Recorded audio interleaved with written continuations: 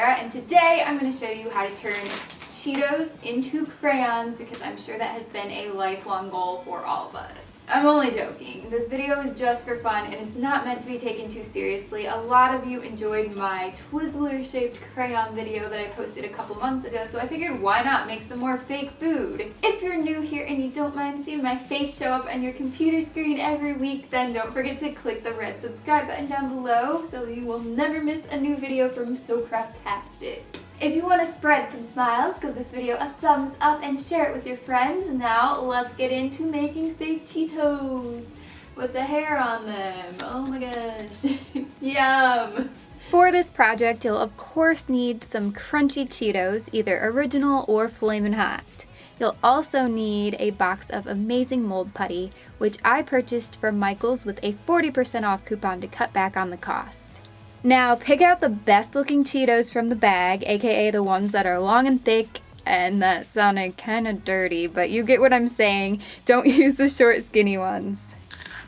Mix together both colors of amazing mold putty according to the directions inside the box. Mixing and molding has to be done very quickly because once the two colors touch, they can begin to harden in as little as 3 minutes. Press the Cheeto in as carefully as possible, making sure to cover the entire thing.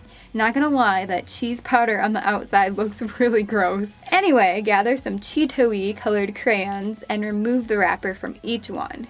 Most of the ones I'm using come straight from my childhood crayon box. I used to color a lot. Break those up into smaller pieces, then after 20 minutes, it's time to check back on the mold.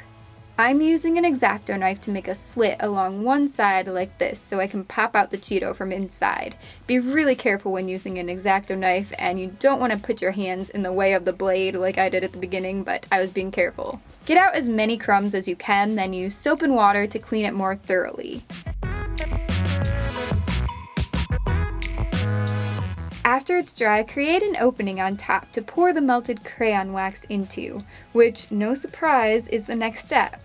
Place a glass container with a spout into about an inch or so of water and turn the stove temperature somewhere between low to medium. The broken pieces of crayon should melt completely within just a few minutes.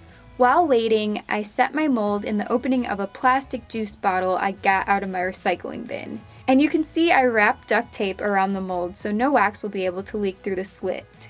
I used a toothpick to mix the melting wax, then once it became liquid, I slowly poured it into the mold. But obviously not slowly enough because look at this mess. Don't worry, you can chip off that spilled wax later and remelt it if that happens to you. For now, just tap on the mold a few times and add more melted wax if necessary. After the mold feels completely cool to the touch, remove the tape and carefully take out your new Cheeto crayon. I let this one cool overnight, but others I removed after only an hour or two. To smooth out the one end and remove that excess wax, simply use an X-Acto knife and cut it away.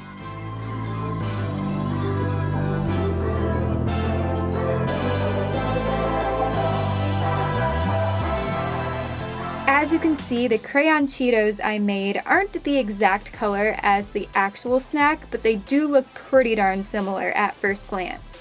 I'd say these are a color between regular and flamin'. Still an excellent way to prank your friends nonetheless.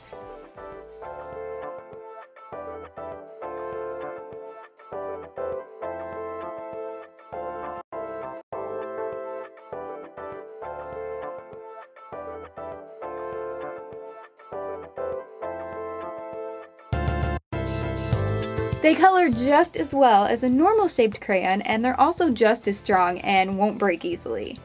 Quick disclaimer to address some of the comments I got on my Twizzlers crayon video. A lot of you seemed rather concerned about kids potentially eating crayons shaped like food. The obvious answer is just to supervise young children with these crayons. If you think that a little kid possibly could eat these, then they're probably not old enough to use them on their own. I know accidents do happen, sometimes in the blink of an eye, and even to the best of us. The good news is these crayons are non-toxic, so if they do happen to get eaten or bit, then everything will be okay, so don't worry. P.S. Amazing Mold Putty is food safe, so if you want to use these for chocolate instead of crayon wax, go right ahead.